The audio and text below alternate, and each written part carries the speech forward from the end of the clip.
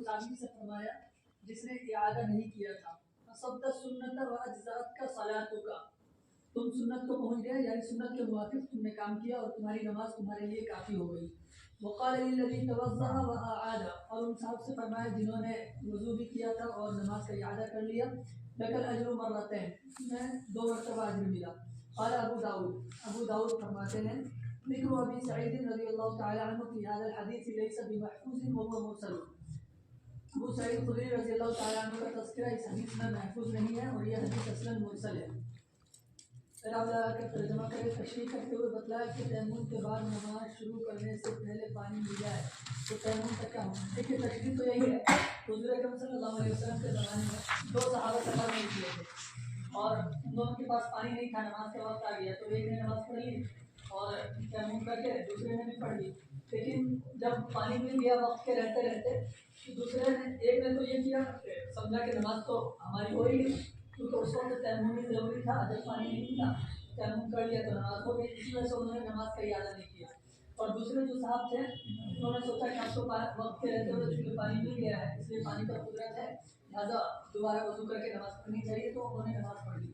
پھر دونوں سفر سے واپس آئے اور حضور اکرم صلی اللہ علیہ وسلم کے پاس آ کر اپنا واقعہ بیان کیا۔ حضور صلی اللہ علیہ وسلم نے دونوں کو ایک بات فرمائی، میں صحیح بات تو یہی ہے کہ پہلی نماز ہو گئی تھی کیونکہ اس وقت تیمم پر قدرت تھی، تیمم پر قدرت تھی، تیمم کر کے جب نماز پڑھ لی تو نماز ہو گئی، اب دہرانے کی ضرورت نہیں رہی۔ تو اسی وجہ سے حضور اکرم صلی اللہ علیہ وسلم نے ان سے فرمایا اصبت سنت، تم نے سنت کے موافق کام کیا، یعنی تم سمجھ گئے کہ حقیقت حل کیا ہے اور نماز ہو جائے گی اس طریقے سے۔ اور دوسرے والے سے کہا کہ تمہارے لیے 2 اجر ہیں، 2 اجر کا یہ مطلب ہے کہ پہلی نماز تو تمہاری ہو گئی تھی تو فرضیت تو ادا ہو گئی اور دوبارہ جو تم نے پڑھی وہ نافلہ بن گئی، تو ایک فرض کا تمہیں ثواب ملا اور ایک نفل کا ثواب ملا۔ یہ مطلب نہیں کہ پہلی نماز نہیں ہوگی، پہلی بھی ہوگی دوسری بھی ہوگی، یہی ہے اس کا خلاصہ۔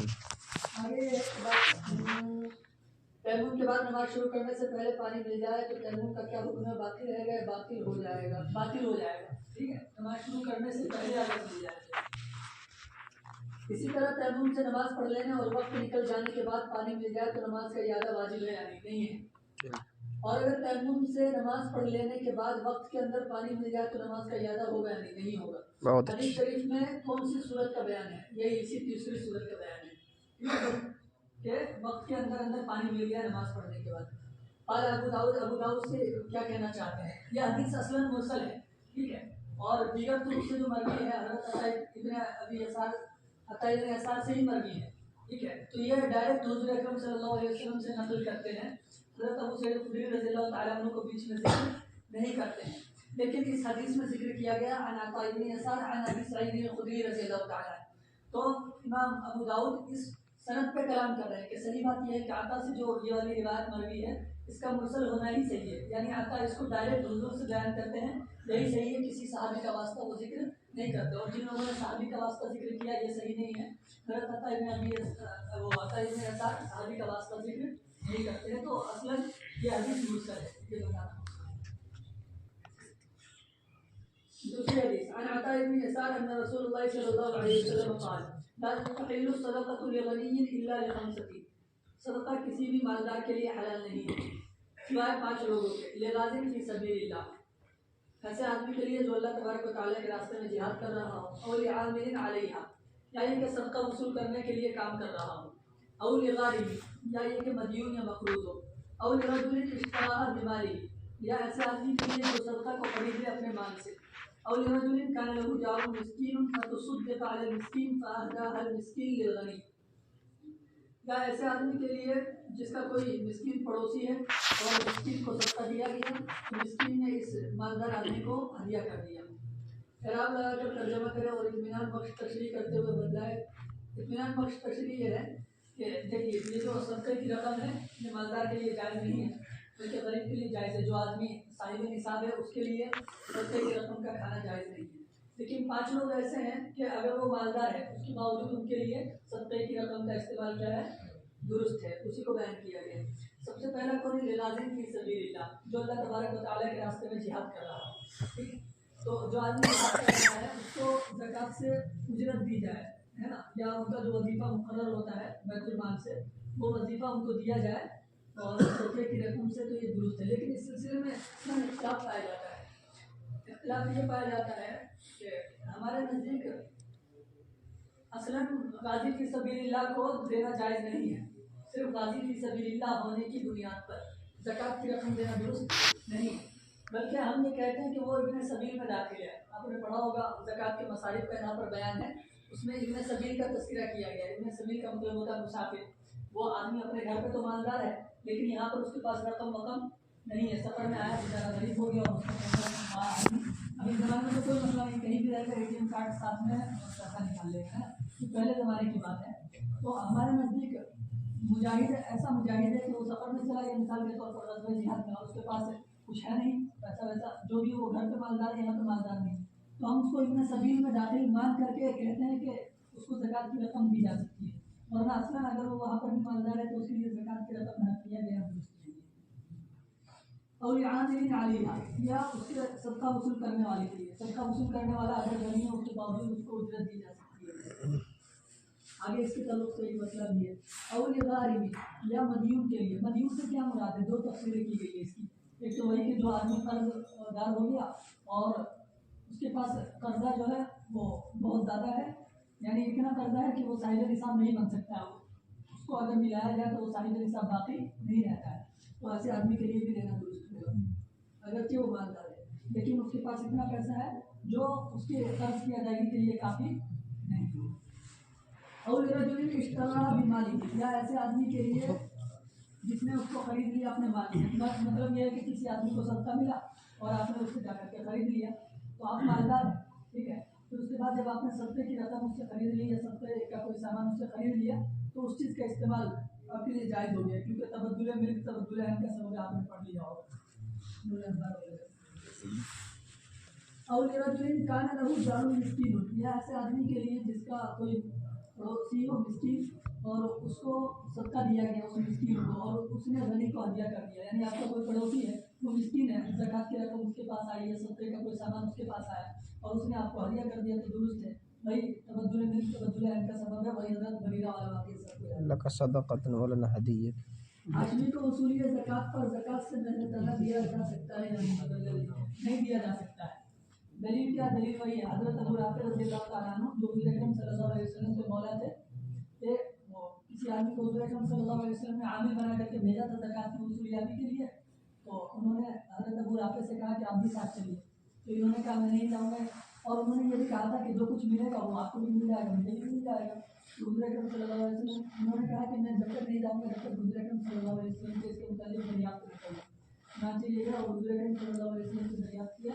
حضور اکرم صلی اللہ علیہ وسلم نے فرمایا مولا قوم من انفسہم، کہ قوم کا مولا بھی ہوتا ہے وہ اسی میں شمار ہوتا ہے، یعنی کسی بھی ضرورت پیدا ہوگی یا بنی حاکم میں شمار ہوگے، جس طریقے سے بنی حاکم کے لیے زکوٰۃ کی ضرورت جائز نہیں ہے اور تم جاؤ گے زکوٰۃ کی وصولیابی کے لیے تو تمہیں اجرت دی جائے گی اسی سے، یہ درست نہیں ہے اس لیے مت جاؤ.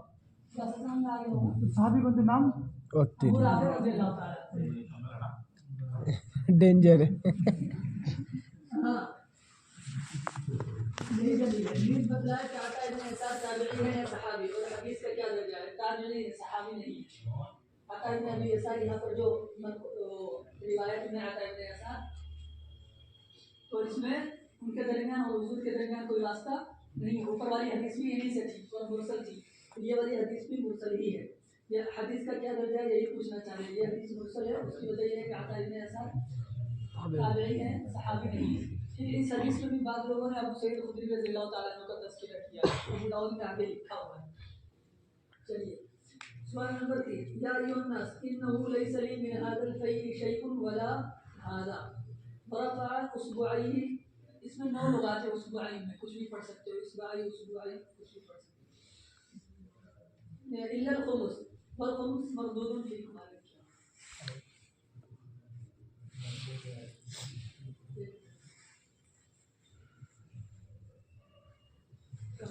الخمس والخمس مردود علیکم فادوا الخیاطہ والمخیطہ. اے لوگوں میرے لیے اس مال خیر میں کچھ بھی نہیں ہے، ولا ھذا، اور نہ یہ چیز. حضور اکرم صلی اللہ علیہ وسلم نے بال کو اپنی 2 انگلیوں کے درمیان لے رکھا تھا، اس کی طرف اشارہ کیا ولا ھذا.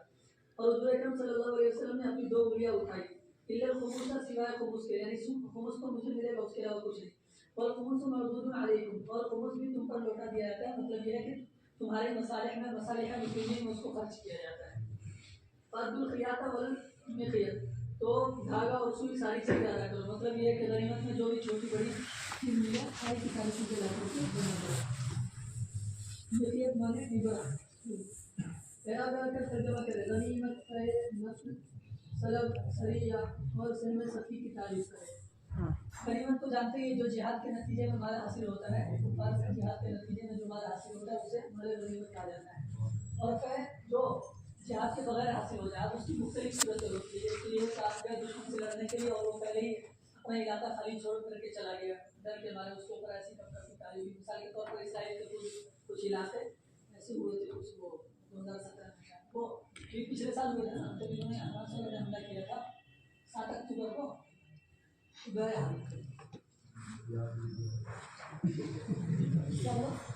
کچھ نہیں چلو آگے تو اس کو قائم کرتے ہیں. آ جاؤ جہاد کے بغیر حاصل ہو گیا. اور نہ کسی کہتے ہیں نہ کچھ مطلب ہوتا ہے کہ غنیمت میں جو حصہ ہے اس سے زائد کسی آدمی کو دے دے. امام المسلمین اور اس کی بہادری اور شجاعت وغیرہ کو دیکھ کر کے یا کوئی بڑا کارنامہ انجام دیتا ہے اس کی بنیاد پر اس کو نقل کہا جاتا ہے زائد حصے سے زیادہ. اور سلب وہ مقتول کا سامان قاتل کو دے دیا جائے. قتل کرنے کے بدلے میں امام اعلان کرتا ہے تو اس کے بدلے میں دیا جاتا ہے. اور سریہ اس کو کہتے ہیں جس میں لغوی اعتبار سے تو 10 افراد سے لے کر کے 400 تک کی جماعت کو سریہ کہا جاتا ہے. اور اصطلاح شرع میں کہا جاتا ہے اس غزوے کو جس میں حضور اکرم صلی اللہ علیہ وسلم کی شرکت نہ رہی. اور سہم صفی کی تعریف کرے. سہم صفی وہ حصہ ہے جو امام المسلمین اپنے لیے قبل قسمت الغنیمہ منتخب کر لیتا ہے. لیکن یہ اختیار صرف حضور اکرم صلی اللہ علیہ وسلم کو تھا اپنے زمانے میں. اس کے بعد ان کے بعد اب کسی کو بھی اختیار نہیں. چنانچہ چاروں خلفاء نے وہ اپنے زمانے میں نہیں لیا ہے. سہم صفی امام المسلمین جو اپنے لیے قبل قسمت الغنیمہ منتخب کر لیتا ہے. اور بتلایا کہ غنیمت میں نبی کریم صلی اللہ علیہ وسلم کے کتنے حصے تھے. 3 حصے تھے نبی کریم صلی اللہ علیہ وسلم کے. ایک تو ہے سہم قسم احد الغانمین یعنی جتنے لوگ جہاد میں شریک ہیں سب کو غنیمت میں برابر حصہ ملتا ہے. تو حضور اکرم صلی اللہ علیہ وسلم کو بھی وہ حصہ ملا کرتا تھا. اس کو اصطلاح میں سہم قسم احد الغانمین کہتے ہیں. سہم قسم احد الغانمین. اور دوسرا حصہ حضور اکرم صلی اللہ علیہ وسلم کا خمس. خمس کا مطلب خمس الخمس. ٹھیک ہے کیونکہ مال غنیمت کے 5 حصے کیے جاتے ہیں. 4 حصے مجاہدین کے لیے. بقیہ جو 5واں حصہ ہے اس 5 حصے میں بھی 5 حصے ہوتے ہیں. اور اس کا جو 5واں حصہ ہوتا ہے اس کو خمس کہا جاتا ہے. خمس الخمس حضور اکرم صلی اللہ علیہ وسلم کو ملتا تھا. اور پھر اس کے بعد تیسرا جو ہے وہ سہم صفی ہے. سہم صفی ابھی میں نے بتایا حضور اکرم صلی اللہ علیہ وسلم اپنے زمانے میں لیا کرتے تھے. اور حضرت صفیہ رضی اللہ تعالیٰ عنہ اسی میں آئی تھی. غنیمت کے 4 خمس جو مجاہدین کے لیے تھے اس میں آپ صلی اللہ علیہ وسلم کا حصہ اس جہاد میں شرکت کے ساتھ مشروط تھا یا حال میں تھا. حضور اکرم صلی اللہ علیہ وسلم کو ہر حال میں ملتا تھا. دیکھیے یہ سوال سہم صفی کے تعلق سے بھی آئے گا. ایک ہے سہم صفی اور ایک ہے سہم قسم احد الغانمین. ٹھیک ہے تو سہم صفی تو حضور اکرم صلی اللہ علیہ وسلم کو شرکت والی جنگ میں ملتا تھا. لیکن یہ جو سہم قسم احد الغانمین تو یہ امام المسلمین ہونے کی بنیاد پر حضور اکرم صلی اللہ علیہ وسلم کو ہر جنگ میں ملتا تھا. چاہے اس میں حضور اکرم صلی اللہ علیہ وسلم کی بنفس نفیس شرکت ہو یا شرکت نہ ہو. سوال نمبر 4 عن ابي الجويرية الجرمي قال اصبت بأرض الروم جربة حمراء. حضرت ابو الجویریہ سے مروی ہے. وہ کہتے ہیں کہ روم کی زمین میں نے ایک گھڑا پایا حمراء سرخ رنگ کا. فيها دنانير اس میں دنانير. في امرأة معاویہ امرأة من پڑھ لینا. في امرأة معاویہ حضرت معاویہ رضی اللہ تعالی عنہ کے عہد حکومت میں. وعلینا رجل امرتن کیا بیوی ہے کیا یہ؟ کیا امرتن بیوی ہے. امرتن اچھا حکومت. تو حضرت معاویہ رضی اللہ تعالی عنہ کے دور حکومت میں ایسا ہوا. وعلینا رجل من اصحاب النبی صلی اللہ علیہ وسلم من بنی سلیم. اور ہمارے اوپر امیر مقرر تھے. علینا کا مطلب ہمارے اوپر امیر تھے مقرر تھے نبی کریم صلی اللہ علیہ وسلم کے صحابہ میں سے ایک شخص جو بنو سلیم سے تعلق رکھتے تھے. یقال له معن بن یزید. ان کا نام کیا تھا؟ معن بن یزید. فاتحت بها میں ان کے پاس اس کو لے کر کے آیا کیونکہ امیر المومنین یا لشکر کا جو سپہ سالار ہوتا ہے اس کے پاس لایا جاتا ہے. فقسمها بین المسلمین اس کو انہوں نے تقسیم کر دیا مسلمانوں کے درمیان. وأعطاني منها مثل ما أعطى رجلا منه, اور مجھے اس میں سے اتنا ہی دیا جتنا اس میں سے کسی دوسرے آدمی کو دیا, یعنی جتنے لوگ شریک تھے سب کو تقسیم کیا, مجھے بھی اتنا ہی دیا, زائد کچھ دیا نہیں. ثم قال, پھر فرمایا, لولا انی سمعت رسول اللہ صلی اللہ علیہ وسلم یقول, اگر میں نے حضور کو یہ کہتے ہوئے نہ سنا ہوتا, لا نفل الا بعد الخمس, کہ نفل نہیں ملتا ہے مگر خمس کے بعد, لأعطیتک, تمہیں ضرور دیتا. ثم اخذ یعرض علی من نصیبہ, پھر وہ اپنا حصہ مجھے دینے لگے, پیش کرنے لگے, دینے لگے. فابیت, میں نے انکار کر دیا. پیرام لا کر ترجمہ کرے اور تشریح کرتے ہوئے بتلائے کہ مال مذکور میں خمس کیوں نہیں تھا, جس کی وجہ سے معن ابن یزید نے ابو جویریہ کو نقل نہیں دیا. یہ جو مال مذکور ہے اصل میں دیکھیے میں نے ابھی بتایا تھا کہ اگر کسی علاقے پر حملہ کیا جائے اور علاقے والے پہلے ہی علاقے کو خالی چھوڑ کر کے چلے جائیں تو جتنے بھی مال وہاں پر ملتے وہ مال فیض شمار کیا جاتا ہے, سارے کے سارے مال مال فیض شمار کیے جاتے ہیں. تو ایسا ہی یہاں پر بھی ہوا تھا. حضرت عثمان بن عزیز رضی اللہ تعالیٰ عنہ کی قیادت میں روم کی زمین میں یہ لوگ جنگ کر رہے تھے, تو وہاں پر ایک علاقے پر حملہ ہوا ان لوگوں کا, وہ لوگ پہلے ہی چھوڑ کر کے چلے گئے. جب یہ لوگ گئے تو یہ جو ابو جویریہ ہے ان کو ایک گھڑا ملا, جب رقم کہا جاتا ہے گھڑے کو جو خصب سے بنایا جاتا ہے اور اس میں سونے اور چاندی وغیرہ رکھے جاتے ہیں اور پھر اس کو زمین میں دفن کر دیا جاتا تھا. پہلے زمانے میں جب بینکنگ کا نظام نہیں تھا تو اسی طریقے کا ایک گھڑا ملا, اس میں زنانے بہت سارے تھے.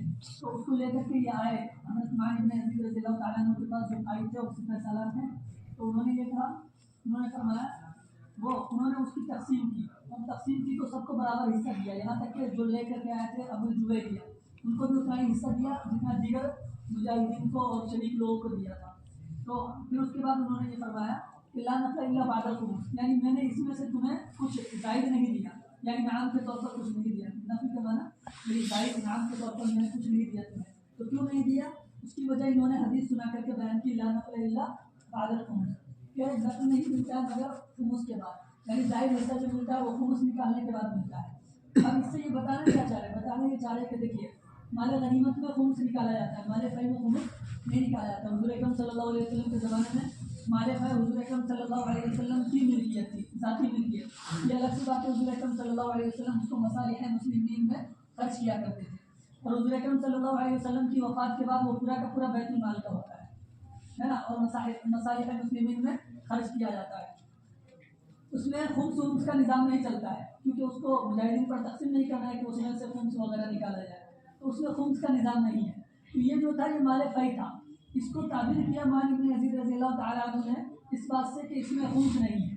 خمس نہ ہونے کا مطلب یہ ہے کہ یہ مال فیء ہے, اور جس میں خمس نہ ہو اس سے نفل نہیں دیا جاتا ہے. نفل دیا جاتا ہے مال غنیمت سے, اور کب دیا جاتا ہے, خمس کے بعد دیا جاتا ہے. تو خمس کے بعد دیا جاتا ہے تو ظاہر سی بات ہے خمس جہاں پر پایا جائے گا نفل بھی وہیں پر ملے گا, اور مال غنیمت میں خمس نکالا جاتا ہے, لہٰذا نفل بھی کہاں پر ملے گا, مال غنیمت میں ملے گا. اور یہ مال فیء ہے, مال فیء میں خمس نہیں نکالا جاتا, لہٰذا نفل بھی یہاں پر نہیں ملے گا. تو اس طریقے سے انہوں نے مالک بن عزیز رضی اللہ تعالیٰ عنہ نے استدلال کیا ہے. حضور اکرم صلی اللہ علیہ وسلم نے فرمایا لا نفل الا بعد الخمس, کہ نفل ملتا ہے خمس نکالنے کے بعد, اور یہ مال فیء ہے, مال فیء میں خمس نہیں ہوتا, لہٰذا نفل بھی نہیں دیا. ہاں یہ کچھ رکھا انہوں نے, اور تشریح کرتے ہوئے بتلایا کہ مال مذکور کا خمس کیوں نہیں تھا, جس کی وجہ سے مالک بن عزیز نے ابو جویریہ کو نفل نہیں دیا. جو مال فیء تھا ہمارے. سوال نمبر 5, عن السعدی قال استعملني عمر رضی اللہ تعالی عنہ, ان سے مروی ہے کہ مجھے حضرت عمر رضی اللہ تعالی عنہ نے صدقے کا عامل بنایا. فلما فرغت, جب میں فارغ ہو کر آیا, امر علی بعمالتی, تو انہوں نے میرے لیے اجرت کا حکم کیا. فقلت انما عملت للہ, تو میں نے کہا کہ میں نے تو یہ کام فقط اللہ کی رضامندی کے لیے کیا ہے. فقال خذ ما اعطيت, لے لو جو تمہیں دیا جائے. فإني عملت على عهد رسول الله صلی اللہ علیہ وسلم فعملني, میں نے حضور اکرم صلی اللہ علیہ وسلم کے زمانے میں عاملوں والا کام کیا تھا, حضور اکرم صلی اللہ علیہ وسلم نے مجھے عمل کی اجرت دی تھی. فعملني, عمل کی اجرت دی تھی. اعراب لگا کر ترجمہ کرے, کیا ہوا, اعراب لگا کر ترجمہ کرے اور تشریح کرتے ہوئے بتلائے کہ مدارس کے سفراء جو تنخواہ لیتے ہیں کیا وہ حدیث میں مذکور اجرت عمل کا مصداق ہے, جو بھی لکھے مدلل لکھے. دیکھیے تشریح یہی ہے, خلاصہ یہ ہے کہ ابن سعیدی نے حضور اکرم صلی اللہ علیہ وسلم عمر رضی اللہ تعالیٰ عنہ کے زمانے میں عمل کا کام کیا؟ عمل کا کام یہی ہوتا ہے جس کو قرآن کریم میں عاملین علیہ سے بیان کیا گیا کہ صدقہ وصول کرنے کے لیے جہاں بیت المال کا نظام ہوتا ہے اور اسلامی حکومت ہوتی ہے وہاں بیت المال کی جانب سے زکوٰۃ وصول کرنے کے لیے ہر علاقے میں کچھ مخصوص لوگوں کو بھیج دیا جاتا ہے اور ان کی رقم اور ان کی اجرت اسی سے دی جاتی ہے، زکوٰۃ کی رقم سے دی جاتی ہے۔ تو انہوں نے حضرت عمر رضی اللہ تعالیٰ عنہ کے زمانے میں یہی کام کیا، بیت المال کی طرف سے یہ گئے ہوئے تھے، تو جب یہ واپس آئے تو یہ صوفی تھے تھوڑے سے دارون کے برابر کی طرح، حضرت عمر رضی اللہ تعالیٰ عنہ نے ان کو اجرت دی تو انہوں نے قبول نہیں کیا اور یہ کہنے لگے کہ میں نے تو یہ کام فقط اللہ کے لیے کیا ہے۔ تو حضرت عمر رضی اللہ تعالیٰ عنہ نے فرمایا کہ میرے ساتھ بھی یہی واقعہ پیش آیا تھا حضور اکرم صلی اللہ علیہ وسلم کے زمانے میں، جب میں نے یہ خدمت انجام دی تھی بیت المال کی جانب سے، حضور اکرم صلی اللہ علیہ وسلم نے بھی مجھے نذرانہ پیش کیا تھا، لیکن میں نے بھی یہی کہا تھا انما عملت للہ، کہ میں نے فقط اللہ کے لیے کام کیا، تو میں بھی تمہاری طرح صوفی تھا پہلے، سمجھے گا لہٰذا، لیکن حضور اکرم صلی اللہ علیہ وسلم نے فرمایا کہ تمہیں جو دیا جائے اگر تمہارا دل اس کی طرف مائل نہیں ہے، یعنی تم لالچی نہیں ہو اور وہ کیا کہتے ہیں حریص نہیں ہو، تو تم لے سکتے ہو اس کو، ٹھیک ہے۔ اشراف نفس کا لفظ آیا اس میں، اشراف نفس کے بغیر اگر کیا کہتے ہیں مل رہا ہے تمہیں تو لے لو۔ تو ایسے ہی یہاں پر بھی ہوا کہ حضور اکرم حضرت عمر رضی اللہ تعالیٰ عنہ نے ان کو دیا اور اشراف نفس تھا نہیں لہذا تم لے لو۔ تو اسی کو علماء نے لکھا ہے کہ کوئی چیز اگر کیا کہتے ہیں مل جائے فری میں تو اس کو واپس نہیں کرنا چاہیے، کیونکہ ہو سکتا ہے ایک زمانے میں آپ کو ضرورت ہو اور وہ ملے بھی نہیں۔ ایک تو یہ ہے کہ آپ مانگ رہے ہیں، ٹھیک ہے، ناشتہ کرا دو بھائی، یہ کروا دو، تو وہ تو درست نہیں ہے۔ ایک یہ خوشی سے کوئی کہہ رہا میں ناشتہ کرنا چاہیے تو اگر اچھی ٹکرا کے وقت جا سکتے ہیں۔ اور یہاں یہ پوچھ رکھا ہے کہ سپرا جو تنخواہ لیتے ہیں وہ حدیث میں مذکور کرتے عمل کا مصداق ہے یا نہیں ہے۔ اس کی بنیاد کیا ہے؟ اس کی بنیاد یہ ہے کہ یہ جو عاملین علیہا ہے اس میں یہ داخل نہیں ہے۔ قرآن کریم نے خود زکوٰۃ کے مصارف اور صدقات کے مصارف، بلکہ اسلام میں جتنے بھی مالیات کے نظام ہیں سب کے مصارف وہ قرآن کریم نے خود بیان کر دیا۔ غنیمت کے مصارف کیا ہے، خیر کے مصارف کیا ہے، ایسے ہی زکوٰۃ کے مصارف کو بھی قرآن کریم نے بیان کر دیا ہے۔ اور زکوٰۃ کے مصارف میں عاملین علیہا کا تذکرہ ہے۔ تو عاملین علیہا وہ لوگ ہیں جو بیت المال کی جانب سے اسلامی حکومت میں کسی مخصوص علاقے کی طرف بھیجے جاتے ہیں زکوٰۃ کی وصولیابی کے لیے اور دیگر صدقات کی وصولیابی کے لیے، اور جہاں پر اسلامی حکومت نہیں ہے یا بیت المال کا نظام نہیں ہے وہاں پر عاملین علیہا کا لفظ کیا نہیں آئے گا؟ صادق نہیں آئے گا۔ اب یہ مدرسے والے بیت المال کے نگراں تھوڑی ہے، اور اسی طریقے سے جانے والا وہ عاملین کی فہرست میں داخل نہیں ہوگا، کیونکہ اس کے لیے اسلامی حکومت ضروری ہے اور بیت المال کا نظام ضروری ہے۔ سفیر کا لینا کیسا ہے؟ مزدوری لے رہا ہوں،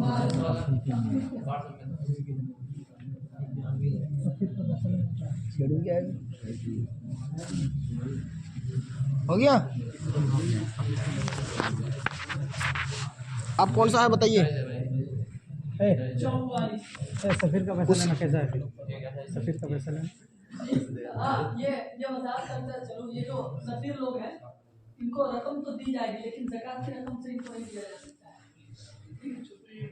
اجرت دی جا سکتی ہے ان کو، لیکن اگر وہ مالدار ہے تو زکوٰۃ کی رقم سے اجرت نہیں دی جائے گی، دیگر چیزوں سے ان کو اجرت دی جائے گی لیکن زکوٰۃ کی رقم سے نہیں۔ ایسے ہی آج کل پولیسری والا نظام چلتا ہے وہ تو بالکل بھی درست نہیں ہے، جو فیصد دیتے ہیں رمضان۔ اچھا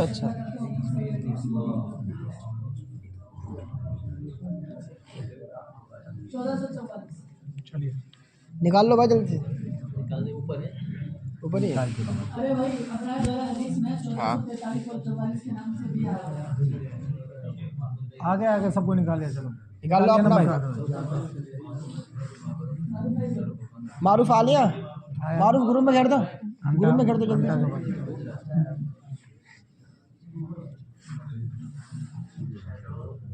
میرا سب سے اخیر میں معروف اور آپ پیچھے شروع کر۔ اپنا اپنا نکال لو سب۔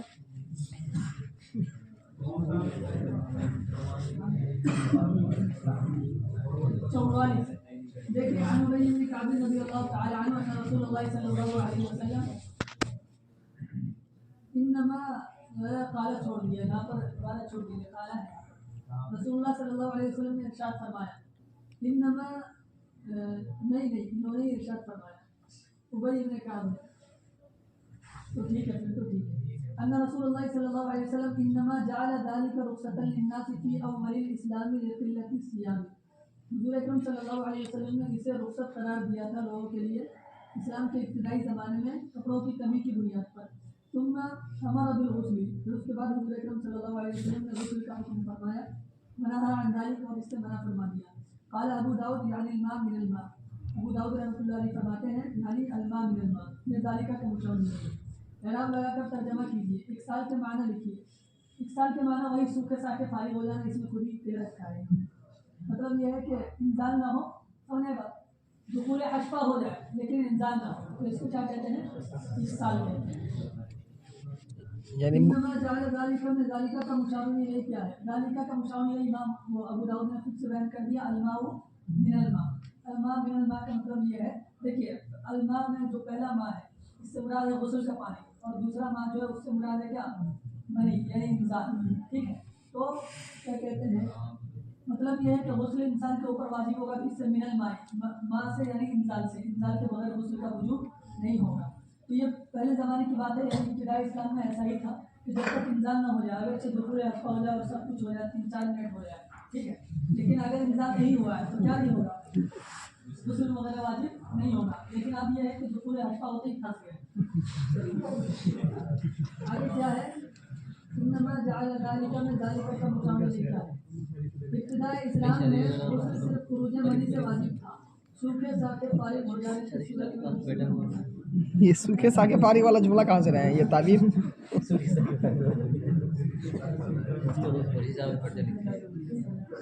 ایسا کیوں تھا بھائی؟ کپڑوں کی کمی تھی، شروع زمانے میں کپڑوں کی کمی تھی، تو ظاہر سی بات ہے آدمی بار بار غسل کرے گا تو بہت زیادہ پریشانی ہوگی، بار بار کپڑا بھی بدلنا پڑے گا. طلبا کی طرف تو نہیں ہے کہ جمعے کے دن جو اتارا اور اتوار اور سوموار کے بعد اسی کو پہن لیا ہفتے کے بیچ میں.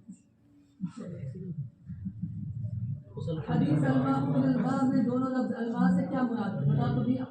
حدیث شریف کے قابل اطمینان تشریح کیجیے. قابل اطمینان وہی ہے کہ شروع زمانے میں ایسا تھا، بعد میں جا کر کے منسوخ ہو گیا، اور بعد میں یہ ہو گیا اذا التقى الختانان وجب غسل. عن عمرو بن شعيب عن ابي عن جده رضي الله تعالى عنه عن النبي صلى الله عليه وسلم قال، حضور نے فرمایا لا جلب لا جنب، نہ تو جلب ہے اور نہ جنب ہے، یہ تو آ چکا ہے. ولا تؤخذ صدقاتهم الا في دورهم، گھر میں ہی لی جائے گی زکات. دورهم واو کے سکون کے ساتھ ہے. رب لا کر ترجمہ کیجیے. جلب اور جنب کے معنی بیان کرنے کے ساتھ حدیث کی تشریح کیجیے. جلب اور جنب کا کیا مفہوم ہے بھائی؟ آپ جانتے ہیں. دیکھیے جلب اور جنب کا تعلق مزکی سے بھی ہو سکتا ہے اور متصدق سے بھی ہو سکتا ہے. اگر مزکی اور عامل اور سائی سے ہے اس کا تعلق، تو ایسی صورت میں لا جلب کا یہ مفہوم ہوگا کہ مزکی کیا ہوتا ہے، وہ علاقے کے باہر ہی بیٹھ جاتا ہے اور کہتا ہے سب کو اپنے جانور وغیرہ یہاں لے کر کے آؤ. سمجھ آئے گا؟ تو اس کا مفہوم یہ ہے کہ ہر وہ بیت المال کی جانب سے جس آدمی کو زکوٰۃ کی وصول یابی کے لیے بھیجا جاتا ہے، تو وہ آدمی علاقے کے باہر بیٹھ جائے اور سب کو یہ کہے کہ جس کے اوپر جتنی زکوٰۃ کی چیزیں واجب ہے اور زکوٰۃ کی جتنے سامان وغیرہ اشیاء ہے وہ ساری کی ساری چیزیں ہمارے پاس یہاں لا کر کے جمع کرو. تو ظاہر سی بات ہے بہت سی چیزیں ہوتی ہیں اور بہت سی چیزیں بھاری بھی ہوتی ہے اور انسان کو دیگر مشغولیات بھی ہوتی ہے. تو اس کی وجہ سے یہ جو لوگ صدقہ کی ادائیگی کرنے والے جن کے اوپر زکوٰۃ واجب ہے انہیں تکلیف ہوتی ہے. اس وجہ سے یہ کہا گیا کہ لا جلب ایسا نہیں کرنا ہے. کیا نہ کھچوا منگوانا ہے، نہ کھچوا منگوانا ہے. اس کا ترجمہ کرتے ہیں مفتی خورشید صاحب. لا جلب کھچوا منگوانا نہیں ہے، یعنی باہر بیٹھ جاؤ اور وہاں کھینچ کر کے لائے لوگ، یہ نہیں. ولا جنب، اور نہ دور لے جا بیٹھنا ہے، دور جا بیٹھنا ہے. سمجھے گا؟ تو لا جنب کا تعلق اس سے ہے، کیا کہتے ہیں اس کو، متصدق سے، جو آدمی صدقہ دیتا ہے. ٹھیک ہے، تو اس کا مفہوم یہ ہے کہ وہ آدمی اپنے علاقے میں زکوٰۃ کی ادائیگی نہیں کر رہا ہے بلکہ وہ اپنے جانوروں کو لے کر کے باہر چلا گیا اور عامل سے کہہ رہا وہیں پر آ جائے. تو عامل کی ذمہ داری ہے کہ علاقے میں جائے اور وہاں والوں کی ذمہ داری ہے کہ اپنے علاقے میں جہاں جہاں جانور رہتے ہیں وہیں پر زکوٰۃ کی ادائیگی کرے. ٹھیک ہے، اب پہلے جملے کا تعلق مزکی سے ہے کہ وہ اس کو اپنے پاس میں منگوایا علاقے کے باہر بیٹھ کر کے، اور دوسرے جملے کا تعلق کس سے ہے؟ متصدق سے ہے. اور مفہوم یہ ہے کہ وہ آدمی دور لے جا کر کے اپنے جانوروں کو بیٹھ جائے کہ اس کو پریشانی ہو. یہ تو اس میں لکھ چکے ہیں آپ ترمذی کے پرچے. کس معنی کے اعتبار سے نہیں کا تعلق صحیح سے اور کس معنی کے اعتبار سے مزکی سے. یہاں شاید یہ کچھ رکھا ہے کہ لا جلب اور لا جنب دونوں کا دو مفہوم بیان کرے. ایک سے کیا کہتے ہیں، ایک مفہوم کے اعتبار سے صحیح سے تعلق اور ایک مفہوم کے اعتبار سے مزکی سے تعلق. ایسا مانا تو ہم نے کہیں پڑھا نہیں، ہو سکتا ہے ہو کسی کے ذہن میں ہے. सलमान साहब ने نہیں وہ تو ایک دوسرے باب میں ہے، وہ تو جہاد کے باب میں ہے اور مسابقہ کے باب میں ہے، وہ تو دوسرا مفہوم ہے اس کا۔ یہاں پوچھ رکھا کہ کس معنی کے اعتبار سے نہیں کا تعلق سائی سے ہے اور کس معنی کے اعتبار سے مزکی سے ہے۔ وہ ابو داؤد میں اس کو بیان کیا گیا ہے، شاید میرے ذہن میں ابھی نہیں ہے، دیکھ لیجیے گا اگر کہیں بھی ہے، کیونکہ عام طور پر یہی تشریح کرتے جو میں نے کی ہے، اور دوسرا جو بتاتے ہیں وہ تو باب المسابقہ کے تعلق سے بتاتے ہیں۔ تو باب المسابقہ والا تو معلوم ہی ہے کہ گھڑ دوڑ کا مسابقہ ہو رہا ہے اور کیا کہتے ہیں اس میں کمپٹیشن ہے دوڑ اور استحصالی میں، اور پھر اس میں ہوتا یہ ہے کہ جلد کا تو یہ مفہوم ہے کہ آدمی کیا کر رہا ہے، شور مچا رہا ہے بہت زیادہ، سمجھے گا کہ گھوڑا اس سے تیز دوڑتا ہے شور مچانے کی وجہ سے، تو اس سے صحیح طور پر مقابلہ نہیں ہو پائے گا، کیونکہ شور مچائے گا تو ظاہر سی بات ہے اس کا گھوڑا تیز دوڑے گا اور دوسرے والے کا بھی دوڑے گا اتنا تیز، تو اس سے منع کیا گیا لا جلب۔ اور لا جنب کا یہ مفہوم ہے کہ برابر میں کوئی دوسرا گھوڑا دوڑا رہا ہے کہ جب یہ خاموش ہو جائے گا یا یہ ہلکا پڑ جائے گا، سست پڑ جائے گا، تو اس کو سواری کر کے پھر اس کے بعد اس کے ذریعے مقابلہ جیتیں گے، تو یہ بھی درست نہیں ہے، تو یہ باب المسابقہ سے اس کا تعلق ہے۔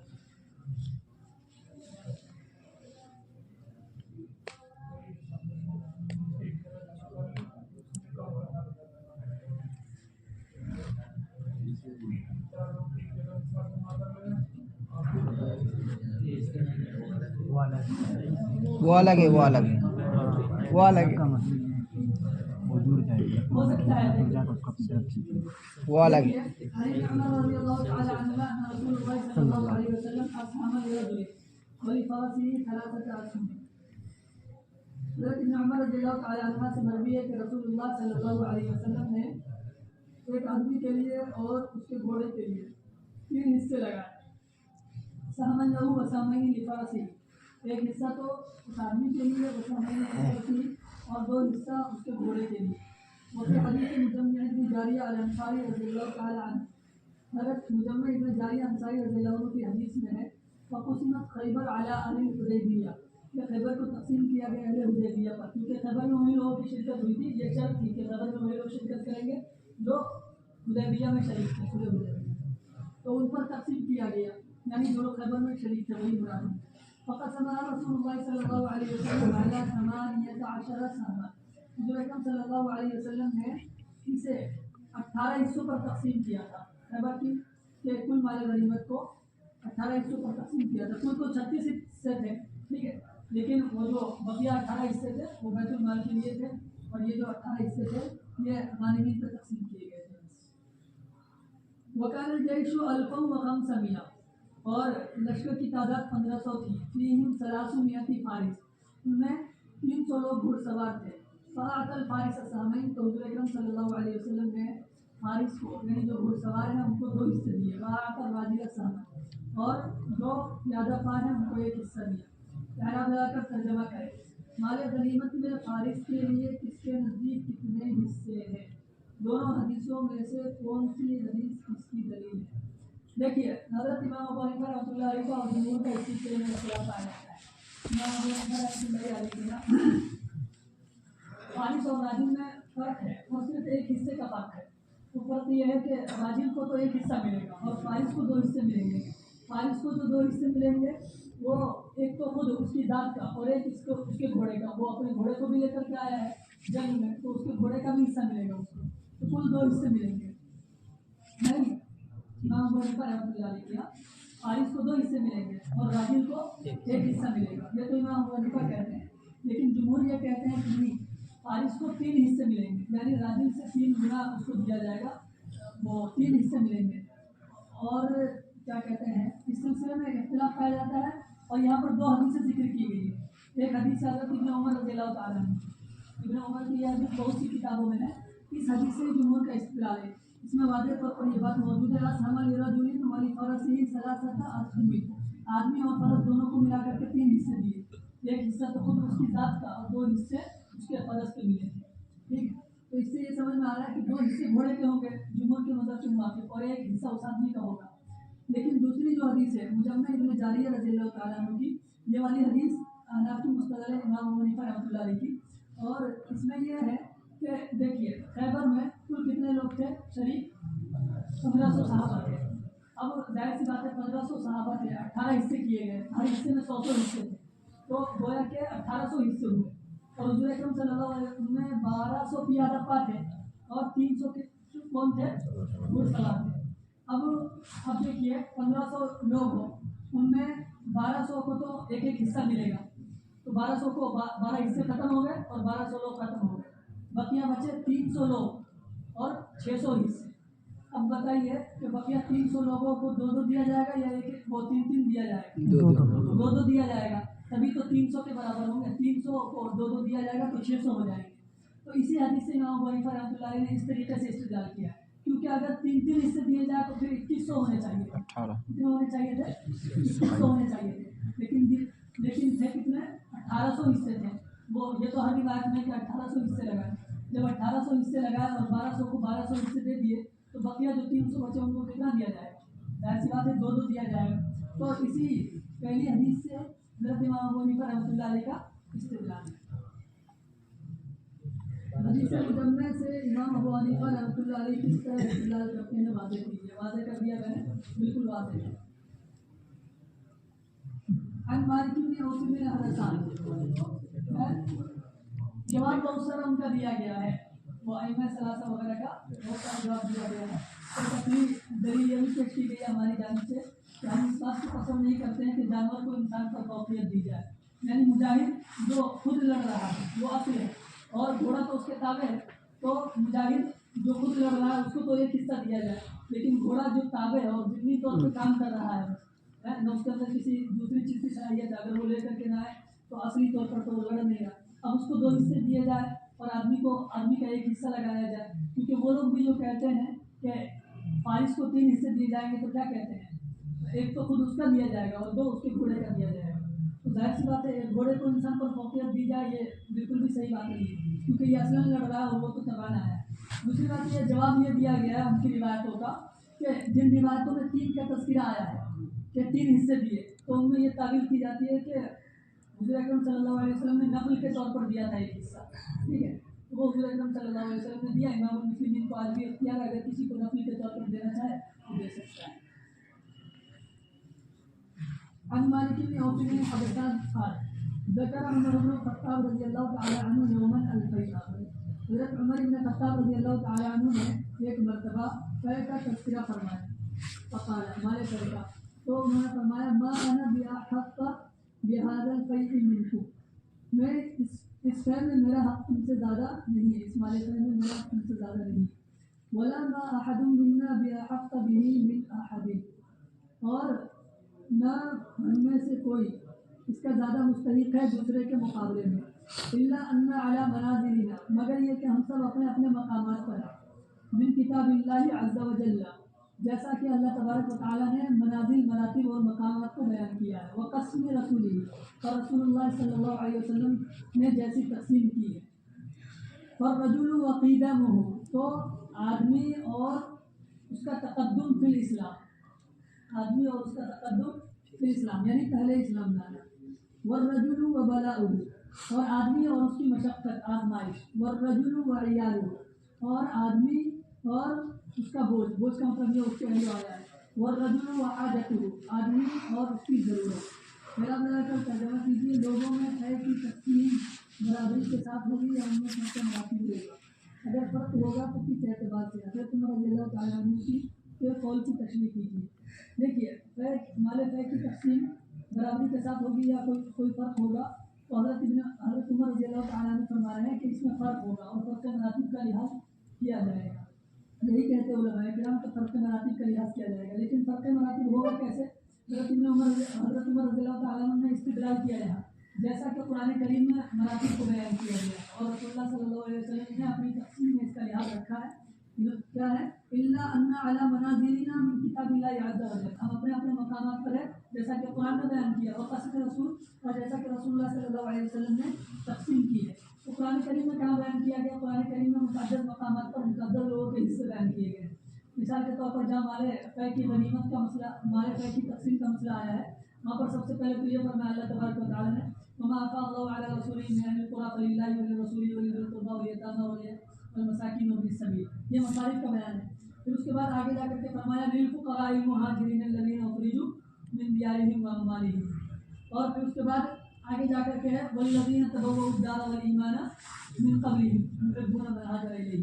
तो इसमें अंसार का बयान है वल्लज़ीना तबव्वउ दार वल ईमान मिन क़ब्लिहिम में, और उससे पहले मुहाजिरीन का बयान है फुक़राए मुहाजिरीन। तो पहले मुहाजिरीन को बयान किया गया, उसके बाद अंसार को बयान किया गया, और इन दोनों से पहले भी 5 मसालिक को बयान किया गया फ़लिल्लाहि वल रसूल वलिल क़ुरबा वल यतामा वल मसाकिन वबिन सबील। इसी तरीके से कुरान करीम में एक और जगह बयान किया गया वस्साबिक़ूनल अव्वलून मिनल मुहाजिरीन वल अंसार वल्लज़ीना तबअूहुम बिइहसान। ठीक है, वो साबिक़ीन अव्वलीन मुहाजिरीन में से वस्साबिक़ूनल अव्वलून मिनल मुहाजिरीन, तो इसमें भी तक़द्दुम फिल इस्लाम का लिहाज किया गया है। वस्साबिक़ूनल अव्वलून मिनल मुहाजिरीन हिजरत का लिहाज किया गया है। इसके बाद क्या वस्साबिक़ूनल अव्वलून मिनल मुहाजिरीन वल अंसार, फिर उसके बाद अंसार का दर्जा है वल अंसार वल्लज़ीना तबअूहुम बिइहसान, फिर उसके बाद वो लोग जो अंसार के साथ आकर के मिल गए या मुहाजिरीन के साथ आकर के मिल गए। तो यहाँ कुरान करीम में मुख्तलिफ मौक़ों पर फ़र्क़ मरातिब का लिहाज किया गया। ऐसे हुज़ूर अकरम सल्लल्लाहु अलैहि वसल्लम जब तक़सीम फरमाया करते थे तो फ़र्क़ मरातिब का लिहाज फरमाते थे। तो उसी के एतबार से यहाँ पर ये बात कही गई है, हज़रत उमर रज़ियल्लाहु तआला अन्हु ने फरमाया है कि इसका लिहाज किया जाएगा। अब फ़र्क़ मरातिब का मेयार क्या होगा, तो बहुत सी चीज़ें मेयार बनेंगी, उन्हीं मेयार को बयान किया गया यहाँ। हज़रत उमर रज़ियल्लाहु तआला अन्हु ने यहाँ पर बयान किया फ़र्रजुलु वक़ीदहु वर्रजुलु वबलाहु, यानी इन सब चीज़ों को मेयार बनाया जाएगा। आदमी है और उसको तक़द्दुम फिल इस्लाम हासिल है, यानी वो पहले इस्लाम लाया है। ये तो पहले ज़माने की बात है, जब शुरू में इस्लाम था तो जो लोग पहले इस्लाम लाया, ऐसी बात है उनका मकाम बहुत ज़्यादा बुलंद है। साबिक़ीन अव्वलीन का मकाम इस्लाम में बहुत बुलंद है, तो उनको मुक़द्दम रखा जाएगा, मुहाजिरीन वगैरह को फिर मुक़द्दम रखा जाएगा। फिर उसके बाद अंसार है वर्रजुलु वबलाहु, और इंसान और उसकी मशक्क़त, यानी मशक्क़त को भी मेयार बनाया जाएगा। यानी कुफ़ार की जानिब से जो अज़ियतें दी गई है और आज़माइशें उनके ऊपर आई है, तो जिनके ऊपर ज़्यादा आज़माइश आई है उनको मारे फहमने से ज़्यादा हिस्सा दिया जाएगा।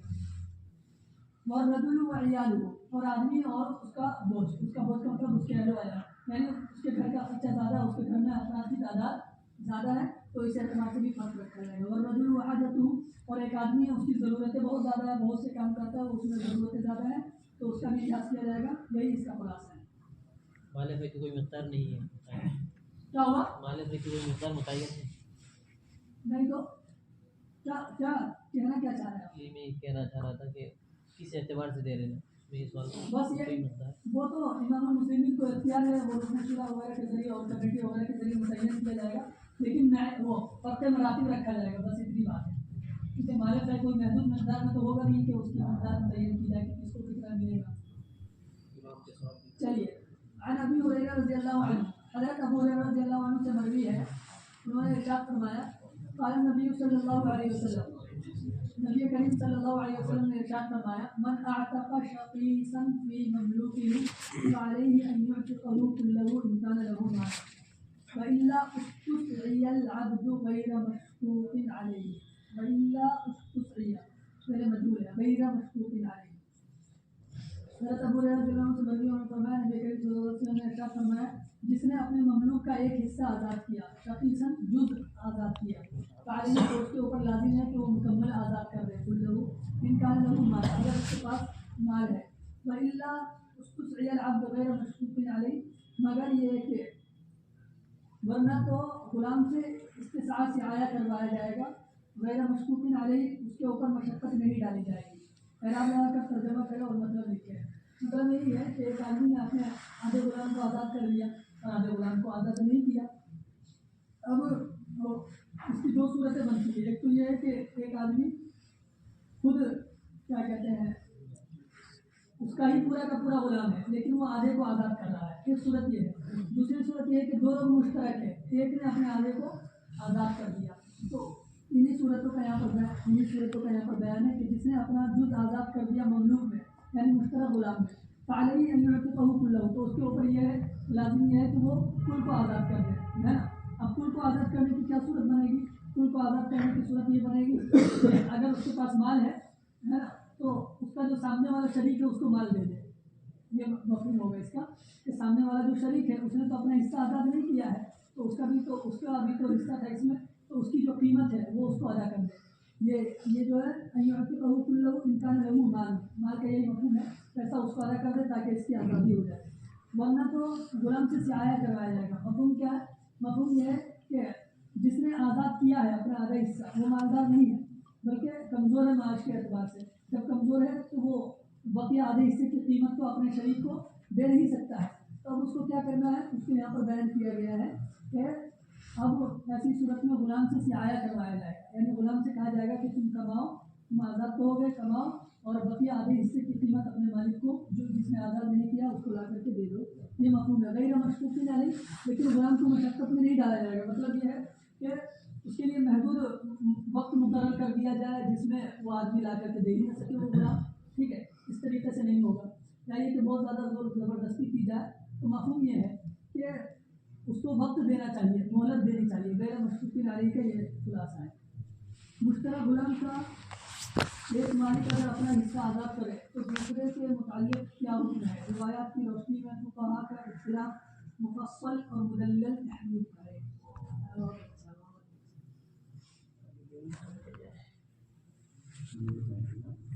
دیکھیے مولانا صاحب، اصل میں یہاں پر ایک مسئلہ یہ ہے کہ اعتراف اور عید متجدی ہے یا نہیں، سب سے پہلا تو یہی مسئلہ ہے جو بنیاد ہے، اور پھر اس کے بعد آگے سے آیا کا مسئلہ آتا ہے، زمان کا مسئلہ آتا ہے اور اعتراف کا مسئلہ آتا ہے۔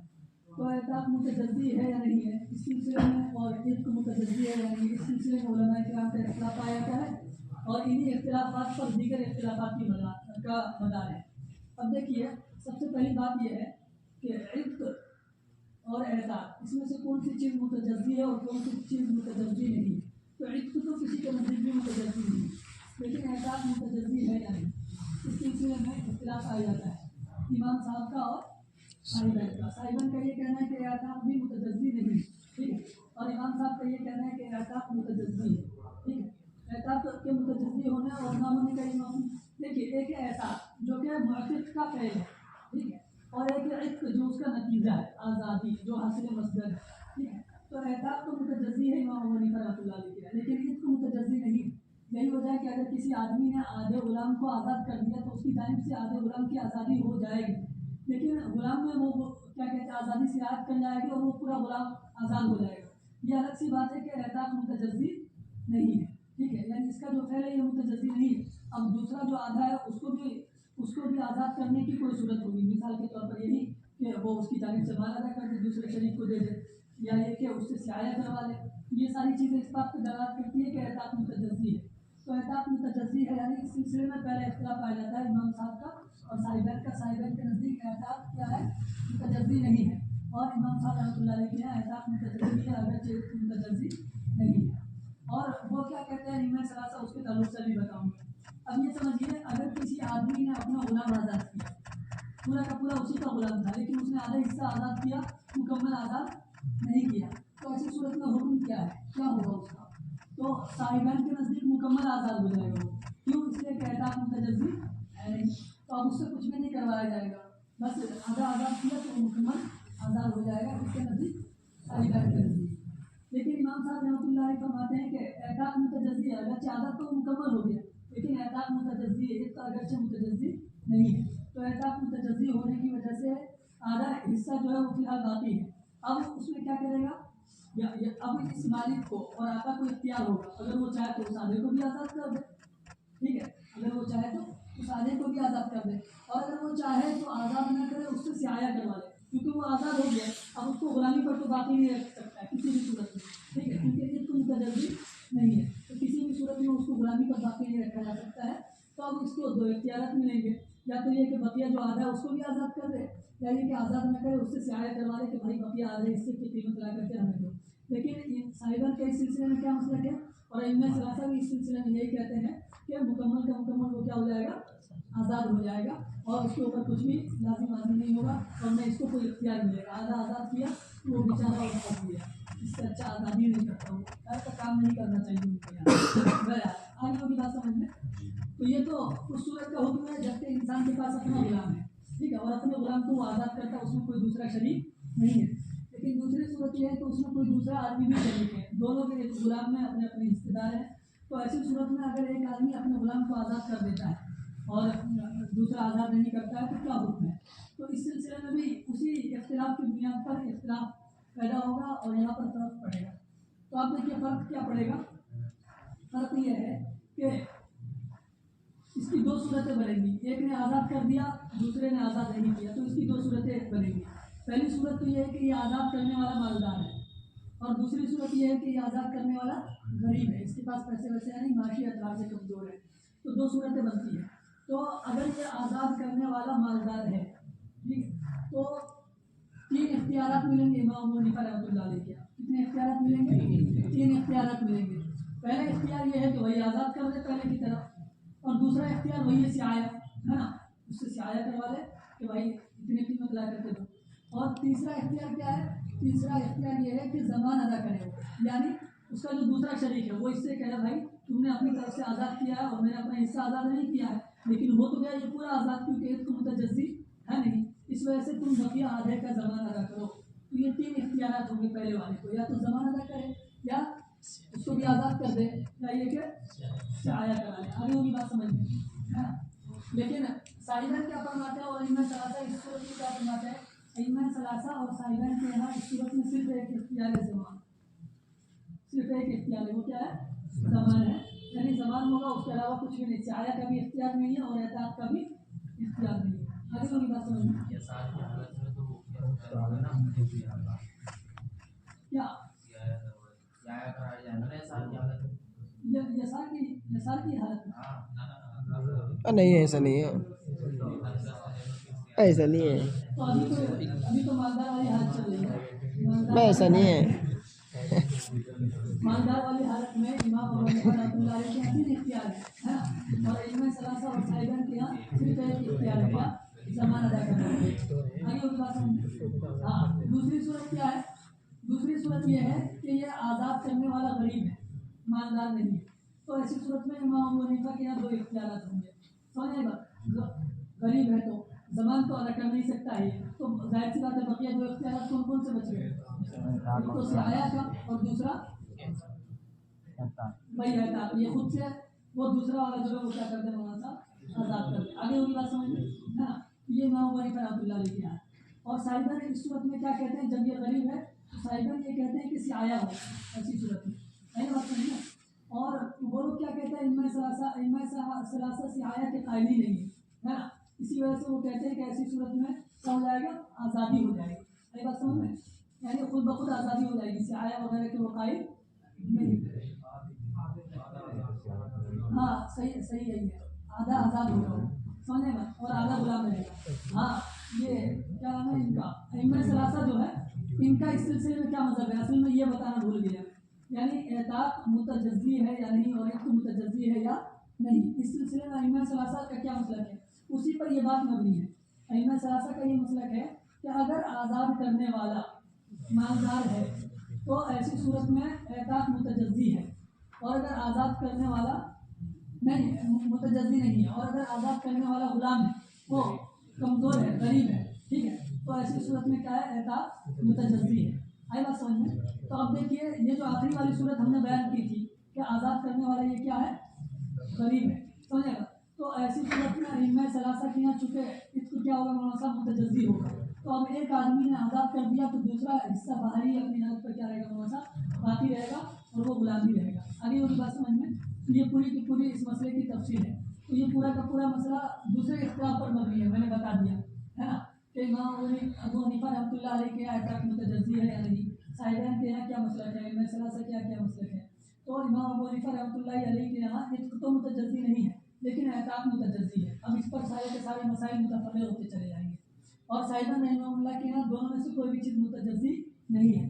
اور ائمہ ثلاثہ تفصیل کرتے ہیں, وہ یہ کہتے ہیں کہ اگر آزاد کرنے والا مالدار ہے تو ایسی صورت میں کیا حکم ہے, متجزی نہیں ہے نا, یعنی اس کی جانب سے آزادی ہو جائے, اور یا یہ کہ کچھ اور ہو. لیکن اگر آزاد کرنے والا مالدار نہیں ہے بلکہ کیا ہے, غریب ہے, تو ایسی صورت میں اس کو وغیرہ کیا ہوگا, مولانا صاحب متجزی ہوگا, اور جب متجزی ہوگا تو آدھا اپنی حالت پر باقی رہے گا. آگے ہوگی بات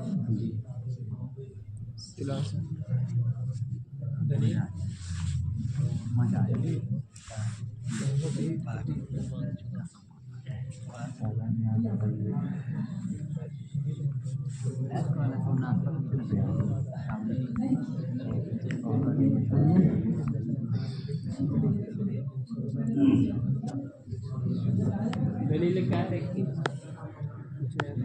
دلیل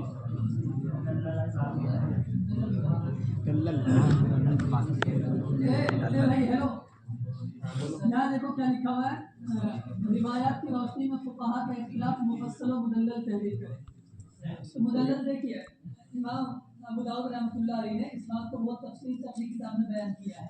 ٹھیک ہے, تو ایک بات تو وہ قائم کیا ہے جس میں سیاحہ کا ذکر ہے, اور ایک بات وہ ہے جس میں سیاحہ کا ذکر نہیں. ایک ہی حدیث اصل میں مختلف طرق سے منقول ہے, بعض طرق میں اس کے سیاحہ کا ذکر ہے اور بعض طرق میں سیاحہ کا ذکر نہیں.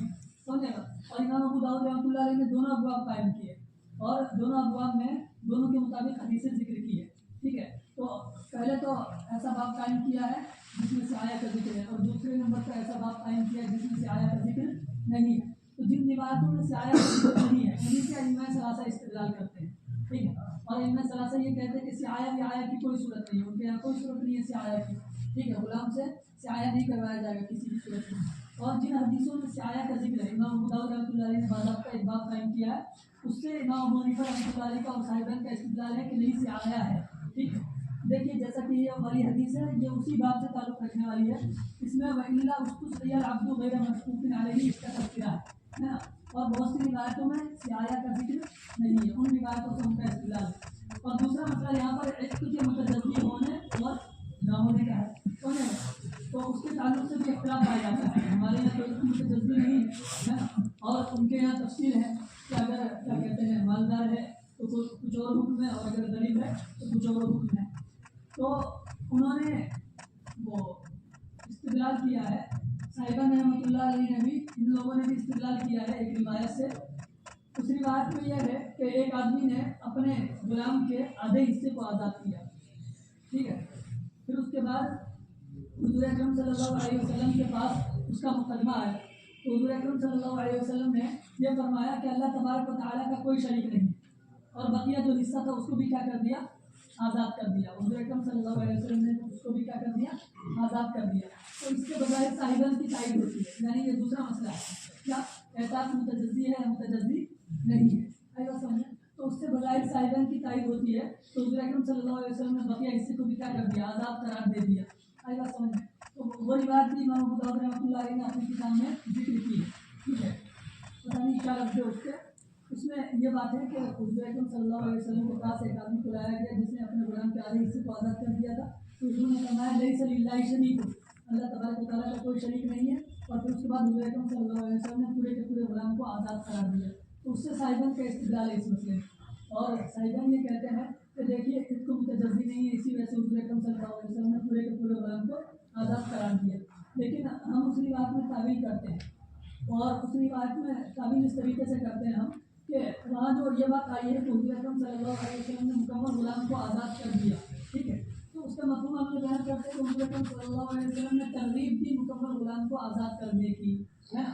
یعنی انسان اگر اپنے غلام کے آدھے حصے کو آزاد کر رہا ہے تو اسے چاہیے کہ پورے کے پورے غلام کو وہ کیا کر دے, آزاد کر دے. تو ہم اسے ترغیب کے معنی پر محمول کرتے ہیں, اور ہم اس کا یہ مفہوم نہیں لیتے ظاہری مفہوم کہ حضور اکرم صلی اللہ علیہ وسلم نے اس کے دوسرے حصے کو بھی کیا آزاد قرار دیا. آگے ان کی بات سمجھیں. تو یہ تو ان کی روایت کا جواب ہوا. اور امام ابو حنیفہ رحمۃ اللہ علیہ کا اصطلاح ان روایتوں سے ہے جن میں استسعاء وغیرہ کا اور زمان وغیرہ کا تذکرہ ہے. کیونکہ زمان وغیرہ اور استسعاء وغیرہ کا تذکرہ یہ ساری کی ساری چیزیں اس بات پر دلیل ہے کہ کیا ہوگا, اس کو متجزی ہوگا, ورنہ اگر خود بخود آزادی ہو جاتی تو استسعاء وغیرہ کا کوئی مسئلہ پیش نہیں آتا. آگے ان کی بات سمجھیں. آگے کیا ہے, استسعاء کے کیا معنی ہے, اور استسعاء کا حکم کب ہوگا اور کب نہیں, سب ہو چکا ہے. استسعاء کا معنی یہ ہے صاحب کہ کوئی غلام اپنے ماں بقیہ حصے, کسی غلام کو مکلف بنایا جائے اپنے ماں بقیہ حصے کی قیمت کی ادائیگی کا. ٹھیک ہے, یہ اس کی تعریف ہے. اور کب نہیں. نیز استسعاء کی صورت میں ولا کا حقدار کون ہوگا, اس سلسلے میں فقہا کا اختلاف کرنے کی. پتہ نہیں اس سلسلے میں نے اختلاف نہیں دیکھا کہیں, اگر آپ لوگوں کو کہیں مل جائے تو پڑھ لیجیے گا. ٹھیک ہے, میرے ذہن میں نہیں ہے. مولانا نے بتایا تھا شاید, لیکن میرے ذہن سے وہ نکل گیا.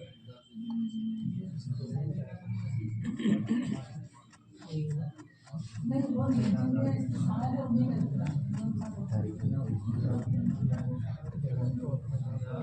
دیکھیے 43 کا بچہ نکل گیا.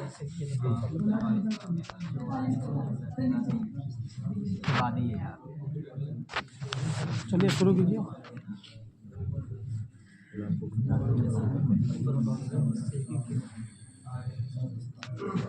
देखिए अन यहया बिन अब्दुल्लाह قال कुदिम बिन खुसारा इन कुदिम कैदियों को लाया गया जबकि उन्हें लाया गया.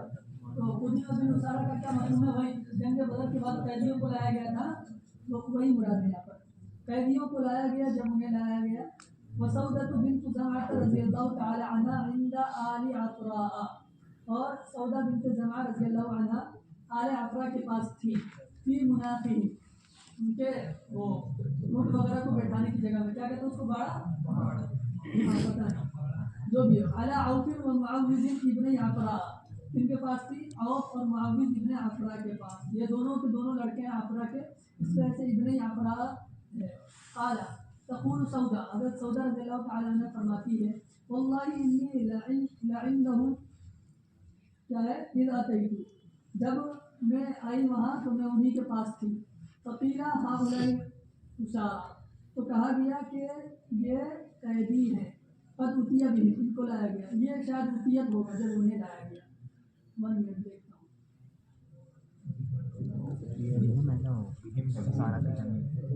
नोट में क्या दिया, नोट वाला ने क्या दिया?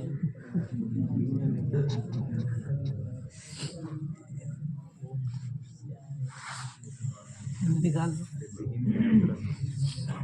नोट का ये तो आज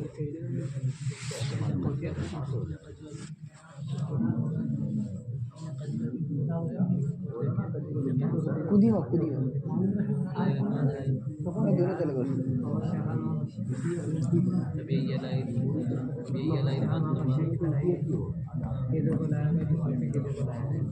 अहमद आजा.